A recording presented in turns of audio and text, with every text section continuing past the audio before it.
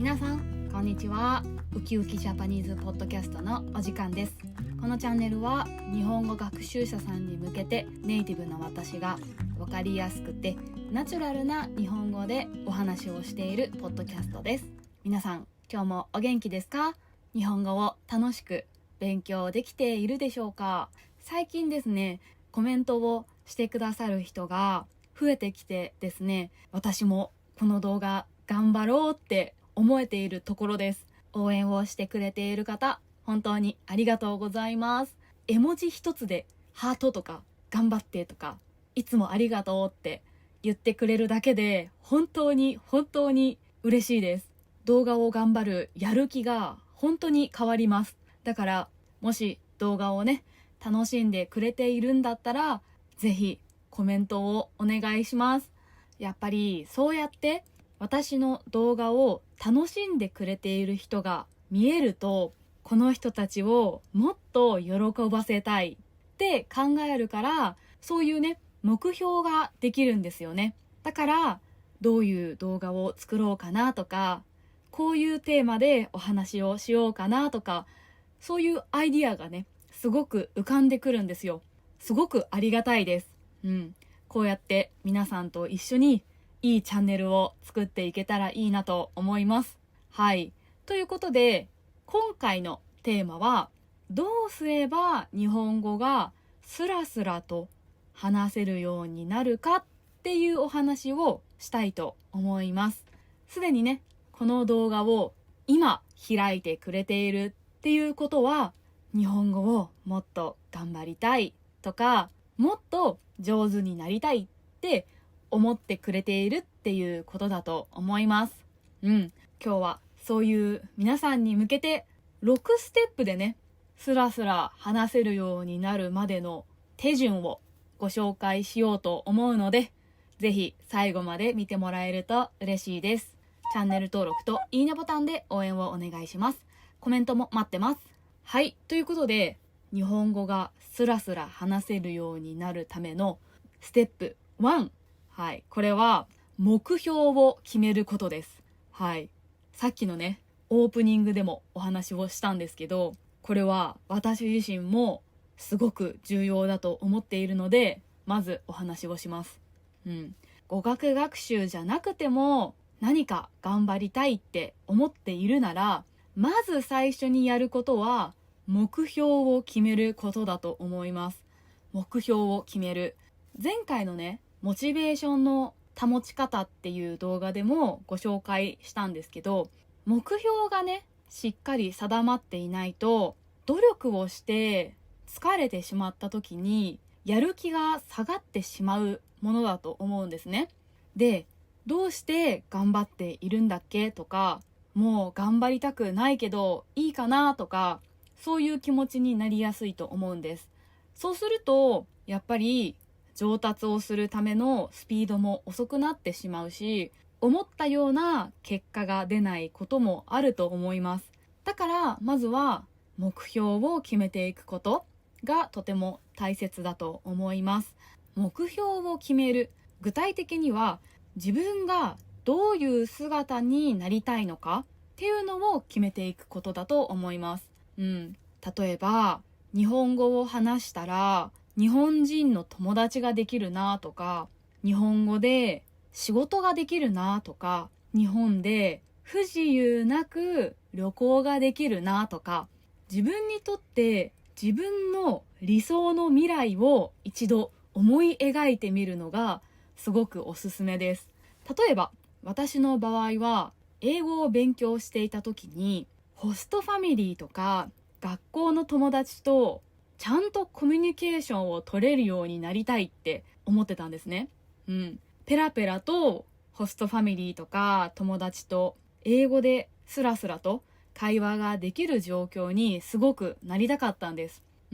なぜかというと、やっぱりホストファミリーは私にすごく優しくしてくれていて、たくさん話しかけてくれるのに、私がちゃんと理解できなかったり答えられないっていうのがすごくもどかしかったんですね。で、すごく悔しかったし、申し訳なかったし、悲しかったんです。そういう気持ちが嫌だったから、早く英語が話せるようになりたい、ちゃんと会話ができるようになりたいってすごく思ってたんですよ。それからカナダのね、学校で私と仲良くしてくれたカナダ人の友達のグループがいたんですけど、そこにいたみんなもすごく優しくしてくれて、私にすごくゆっくりと優しい英語で話しかけてくれて、私の言うことも理解しようとしてくれたんですね。でもやっぱり相手からすると子供の面倒を見ているような気分にさせているだろうなって思ったんですよ。例えば英語の手遊びを教えてくれたりとか、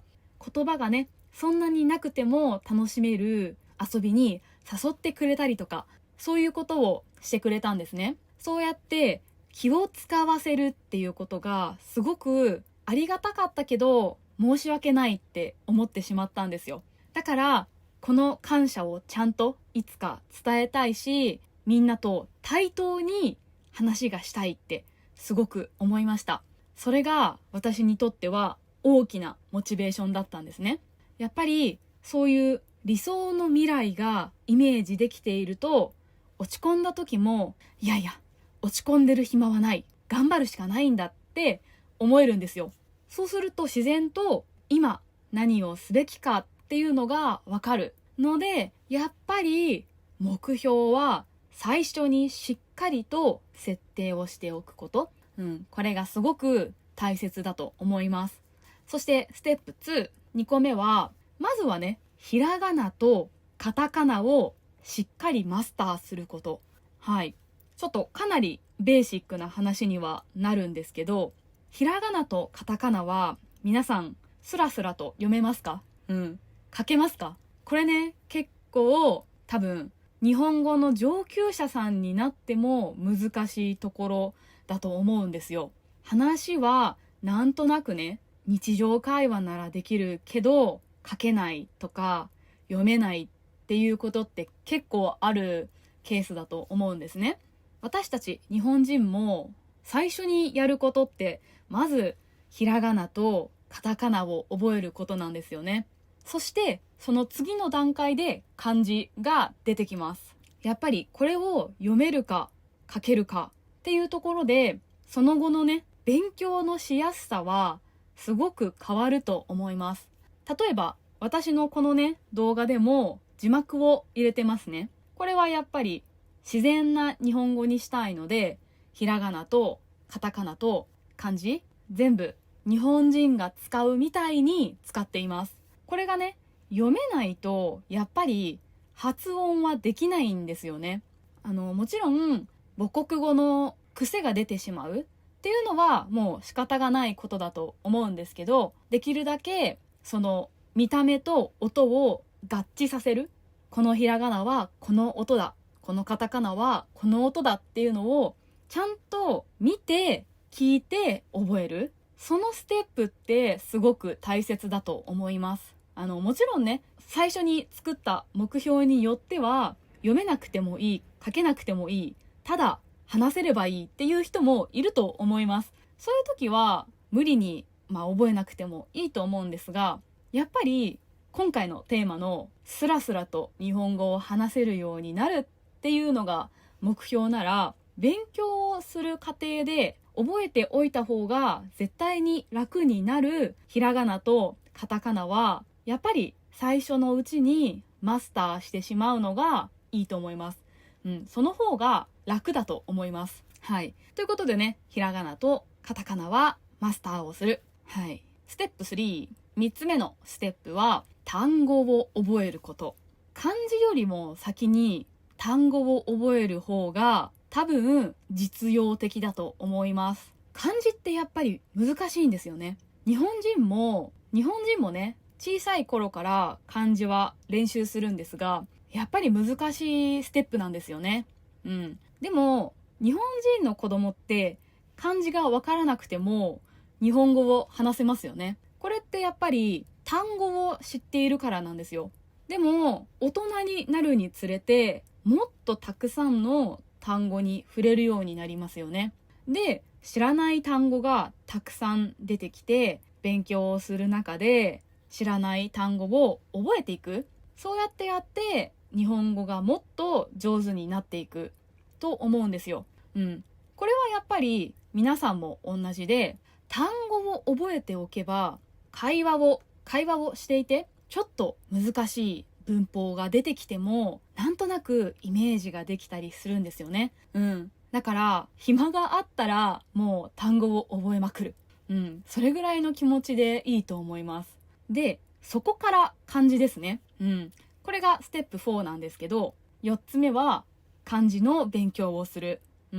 でも全部じゃなくていいです。まずはベーシックな漢字を覚えていく。ベーシックな漢字って何って思うかもしれないんですけど、例えば日本人だと小学校1年生かな、もう本当の最初に覚える漢字からやっていくのがやっぱりおすすめです。っていうのも、漢字っていくつかの漢字を組み合わせて一つの漢字になるっていうことがすごく多いんですね。すごくベーシックな漢字を元に別の漢字が組み合わさって一つの単語になる、一つの別の意味になる、そういうケースがすごく多いんですよ。で、じゃあベースの単語って何っていうと、まずは曜日。曜日で使われている単語は覚えることをすごくおすすめします。はい、皆さん言えますか？日本語で曜日7日間ありますね。月曜日、火曜日、水曜日、木曜日、金曜日、土曜日、日曜日。はい、この7日間の月、火、水、木、金、土、日。この7つの単語は絶対にね、最初に覚えることをおすすめします。じゃあ例えば木曜日の木、木っていう漢字ですよね。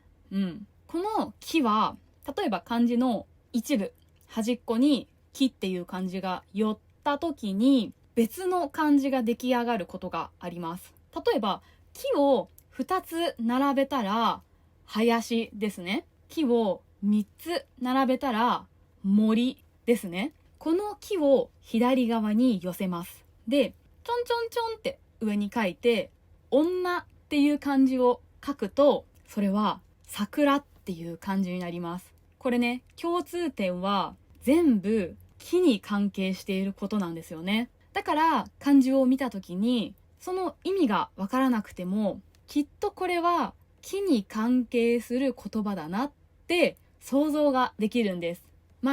全部がピンとくるほど、来たってなるわけじゃないんですが、でも大体は木に関することとか、歴史上で木に関していたことっていう単語であることがほとんどです。そうやって覚えていくと、漢字っていくつかベーシックなものを覚えると書けるんだなとか、そういう風に慣れていくと思います。ぜひね、中国出身の方に漢字を覚えるコツとかがあったらお伺いしたいです。はい、ぜひ教えてください。はい、でね、次、ステップ5。5つ目が、とにかくスピーキングの練習をすることです。私はね、まさに今、こうやって皆さんの前で、というかカメラの前で皆さんに聞いてもらうためのポッドキャストを撮ってますね。でもね、皆さんどう思いますか？私がスラスラ話せていると思いますか？私はね、実はこの動画が終わるたびにうまく話せなくて結構落ち込んでいます。でも私って日本語のネイティブですよね。日本語がスラスラと話せて当たり前だと思います。